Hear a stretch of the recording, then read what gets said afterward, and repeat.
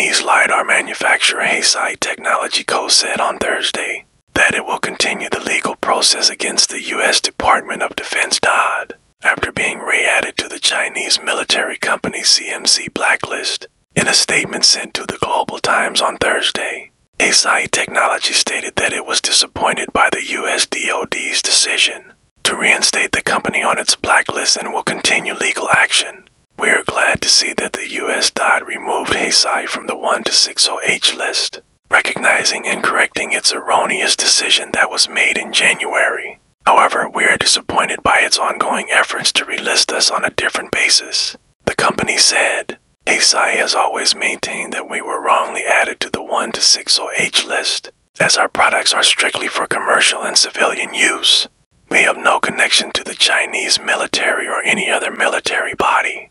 We will continue the legal process to correct these mistakes, said the company. Hesai is known for its leading radar products, which are primarily used in advanced driver assistance systems for both passenger and commercial vehicles. It was included on the list by the U.S. Department of Defense in January, along with more than a dozen other Chinese companies including Yangtze Memory Technologies Co. Company initiated legal action against the Pentagon in May and in August.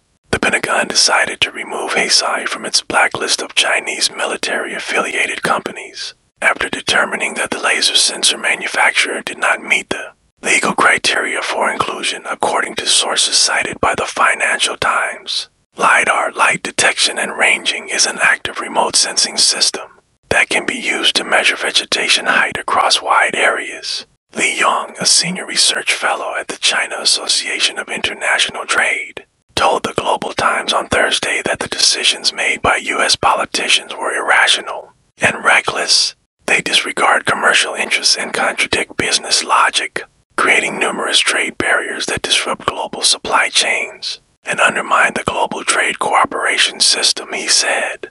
The global value chain is central to the economic and trade relationship between China and the U.S. Effective allocation of global resources and supply chain cooperation is essential for the growth of the U.S. economy. U.S. policymakers should halt these anti-business measures, or they will face pushback from the U.S. business community, Lee said. Hesai Technology is not the only Chinese enterprise that recently decided to sue the U.S. DoD.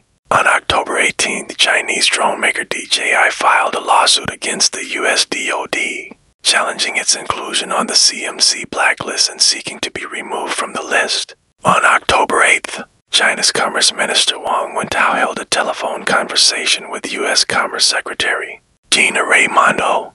Wang stressed that it is necessary to clarify the national security boundaries in the economic and trade field, as it is conducive to maintaining the security and stability of the global industrial and supply chains, and creating a favorable policy environment for cooperation between the business communities of the two countries. China urges the U.S. side to pay attention to the specific concerns of Chinese enterprises, promptly lift sanctions on Chinese companies, and improve the business environment for Chinese companies in the U.S., Wang said.